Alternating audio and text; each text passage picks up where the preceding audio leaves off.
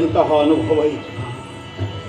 ಕದಂಬವನವನ್ನು ಸೇರಿದ್ದೊಂದು ಗೊತ್ತಿದೆ, ಆದರೆ ಯಾವುದೋ ಮಾಯಾಲೋಕವನ್ನು ಪ್ರವೇಶಿಸಿದಂತಹ ಅನುಭವವನ್ನು ಒದಗಿಸಿಕೊಡ್ತಾ ಇದೆ.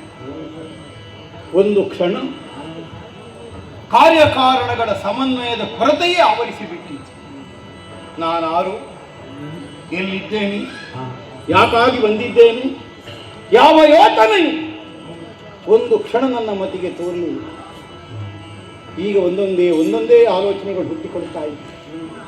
ಹೌದು, ಅನುಸರಿಸಿ ಬಂದ ಕೋಟಿ ಸಂಖ್ಯೆಯ ರಾಕ್ಷಸ ವೀರರ ಜಯಘೋಷ ಸ್ತಬ್ಧವಾಗಿ ಹೋಗಿ ಯಾಕವರು ಬಾಯಿ ಮುಚ್ಚಿದರು. ಒಮ್ಮೆ ಹಿಂದೆ ದೃಷ್ಟಿ ಹೊರಳಿಸಿದರು, ಬಾಯಿ ಮುಚ್ಚಲೇ ಇಲ್ಲ. ಬಾಯಿ ತೆರೆದುಕೊಂಡೇ ಇದ್ದಾನೆ, ಕಣ್ಣು ತೆರೆದುಕೊಂಡಿದ್ದಾನೆ. ವಿಸ್ಮಯಾವಹವಾದ ಒಂದು ದೃಶ್ಯದ ಮುಂದೆ ಅವರು ಉಳಿದಿದ್ದಾರೆ ಎನ್ನುವುದು ಅವರ ಮುಖಾವಲೋಕನದಿಂದಲೇ ನಮಗೆ ಅರ್ಥವಾಗುತ್ತದೆ. ಅವರಿಗೆ ನಾನೇ ಚಕಿತ ಮಾನಸನಾಗಿದ್ದೆ. ಹೀಗೂ ಇರುವುದಕ್ಕೆ ಸಾಧ್ಯವಿಲ್ಲ. ಲೋಕಾತೀತವಾದಂತಹ ಶಕ್ತಿಯ ಪಾರಮ್ಯದ ಬಗ್ಗೆ ಅಲ್ಪ ಸ್ವಲ್ಪ ಕೇಳಿ ಬನ್ನಿ, ಆದರೆ ಪ್ರತ್ಯಕ್ಷವಾದಂತಹ ಅನುಭವದ ಸೀಮೆಗೆ ನಾವೀ ತನಕ ಹೋದದ್ದಿಲ್ಲ. ವಿಧಾತನ ತನಕ ಕಂಡಿದ್ದೇವೆ. ತಪಸ್ಸಿನಿಂದ ಮೆಚ್ಚಿಸಿ ಅವನ ಮೈಲೋರಿದ ಕಾಲದಲ್ಲಿ ಅವನ ಪಾದ ಮೂಲಕರಿಗೆ ಬೇಕಾದ ವರವನ್ನು ನಾವು ಪಡೆದಿದ್ದೇವೆ. ಬ್ರಹ್ಮದೇವ ಪ್ರತ್ಯಕ್ಷ ಆಗುವ ಕಾಲಕ್ಕೆ ಪ್ರಕೃತಿಯಲ್ಲಿ ಋತು ವ್ಯತ್ಯಾಸ ಆಗಲಿಲ್ಲ, ಋತುಭೇದ ಇಲ್ಲದೆ ಇರುವಂತಹ ಸ್ಥಿತಿ ಬರಲಿಲ್ಲ.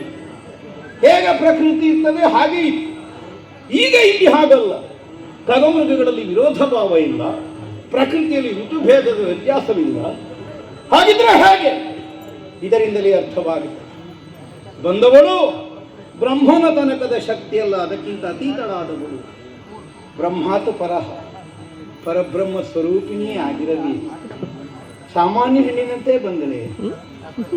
ದೃಢವ್ರತಿಗಳಾದಂತಹ ಚಂಡಮುಂಡರಿಗೆ ಆಕೆಯನ್ನು ನೋಡಿದ ಕ್ಷಣದಲ್ಲಿ ಅರ್ಥವಿಸಿಕೊಳ್ಳುವುದಕ್ಕೆ ಮತಿ ಸಾಧದೇ ಹೋಯಿತು. ಅದೇ ಹೌದಾದರೆ ಮತ್ತವರ ಬ್ರಹ್ಮಚರ್ಯಕ್ಕೆ ಏನರ್ಥ?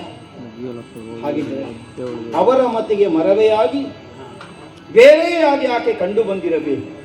ಅಲ್ಲ, ಎಲ್ಲರಿಗೂ ಹಾಗೆ ಕಂಡು ಬಂದರೆ ಅಲ್ಲ. ಸುಗ್ರೀವ ಹೇಳಿದನಲ್ಲ, ಬಂದವಳು ಅಸಾಮಾನ್ಯಳಿದ್ದಾಳೆ, ದಾನವ ಕುಲಕ್ಕೊಂದು ತಿರುವುಗಳಿದ್ದಾಳೆ. ಹಾಗಿದ್ರೆ ಒಬ್ಬೊಬ್ಬರಿಗೆ ಒಂದೊಂದು ವಿಧವು. ನೋಡುವ, ನಮ್ಮ ಕಣ್ಣುಗಳಿಗೆ ಹೇಗೆ ಕಾಣಿಸ್ತಾಳೆ, ನಮ್ಮ ಅರ್ಹತೆಯನ್ನು ಒಮ್ಮೆ ಪರೀಕ್ಷಿಸುವುದಕ್ಕೆ ನಮಗೆ ಸಿಕ್ಕಿದ ಹೊರೆಗಲ್ಲಿದು ಬೆಳಕಿನ ಮೂಲವನ್ನೇ ಆಧರಿಸಿ ಮೀರಿದ ಶಕ್ತಿ ಎನ್ನುವುದು ನಿರ್ಣಯ. ಲೋಕದ ಜನರು ಸಾಮಾನ್ಯ ನಾರಿಯಂತೆ ಕಾಣಿಸಿಕೊಂಡಿದ್ದಾರೆ. ಉದ್ದೇಶ ದಾನವರನ್ನು ಅನುಗ್ರಹಿಸುವುದಕ್ಕಲ್ಲ, ಲೋಕಕ್ಕೆ ಮಾರಕರಾಗಿ ಬದುಕಿದ ನಮ್ಮ ನಾಶವನ್ನು ಸಾಧಿಸುವ ಉದ್ದೇಶಕ್ಕಾಗಿಯೇ ಬಂದಿದ್ದಾಳೆ ಎನ್ನುವುದು ಸ್ಪಷ್ಟ. ಅಲ್ಲದೆ ಹೋದರೆ ಧೂಮ್ರಾಕ್ಷನ ನೇತ್ರಾಗ್ನಿಯಲ್ಲಿ ಸುಡಬೇಕಾದ ಅವಶ್ಯಕತೆ ಇರಲಿಲ್ಲ. ಯುದ್ಧದಲ್ಲಿ ಕತ್ತಿ ಬೀಸುವಾಗ ಅವನ ಕತ್ತಿಗೆ ಸಿಕ್ಕಿ ಸತ್ತದ್ದವು. ಉದ್ದೇಶಪೂರ್ವಕವಾಗಿ ಕೊಂದಿದ್ದಾಳೆ ಅಂತಾದ್ರೆ ಅರ್ಥ ಏನು? ಹೌದು, ದಾನವ ಸಂಹಾರ ಅನ್ನುವಂತಹ ಮಹಾಯಜ್ಞಕ್ಕೆ ಧೂಮ್ರಾಕ್ಷವಧೆ ಅನ್ನುವ ಅಗ್ನಿ ಪ್ರತಿಷ್ಠೆ ಮಾಡಿದ್ದಾಳೆ ಅಂತ. ಆಮೇಲೆ ಸದಾ ಅದಕ್ಕೆ ಹವಿಸ್ಸು ರಾಕ್ಷಸರನ್ನು ಕೊಡ್ತಾ ಇನ್ನು ನಾವು ಏನೂ ಮಾಡುವುದಕ್ಕಾಗುವುದಿಲ್ಲ.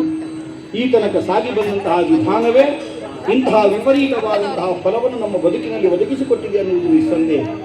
ಆದರೂ ಇದಕ್ಕೊಂದು ಬದಲು ದಾರಿಯನ್ನು ಕಂಡುಕೊಳ್ಳುವುದಕ್ಕೆ ನಮಗೆ ಅರ್ಹತೆ ಇಲ್ಲ, ಸಾಮರ್ಥ್ಯ ಇಲ್ಲ. ಯಾಕೆ ನಿರ್ಣಯಿಸಬೇಕಾದ ಒಡೆಯನಾದ ಶುಂಭದರು ಹಠ ಹಿಡಿದು ಹೊರಟಿದ್ದಾನೆ. ಎಲ್ಲವನ್ನು ಕಳೆಕೊಂಡಾದರು. ಈ ಹೆಣ್ಣಿನೊಂದಿಗೆ ತನ್ನ ಸ್ಪರ್ಧೆ ಊರ್ಕಿತ ಅನ್ನುವಂತಹ ಮನಸ್ಥಿತಿಯನ್ನು ತಳೆದು ನಿಲ್ತಾನೆ ಅಂತ ಅದರ ಅರ್ಥ ಏನು?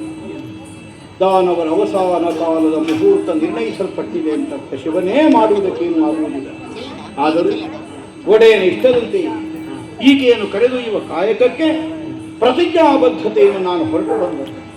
ನನ್ನ ಸಾಮರ್ಥ್ಯ ಸಾಲದು, ನನಗರ್ಥ ಆಗುತ್ತದೆ. ಆದರೂ ವ್ಯಕ್ತಿ ಪ್ರಯತ್ನ ಅದನ್ನು ಯಾವ ಕಾಲಕ್ಕೂ ಹಿಂದಿರಿಸುವುದಕ್ಕೆ ಮಾಡುವುದು ಮಾಡಲೇಬೇಕು. ಮಾಡೋಣ. ಮೊದಲು ಹೋಗಿ ಅಡಿಗರ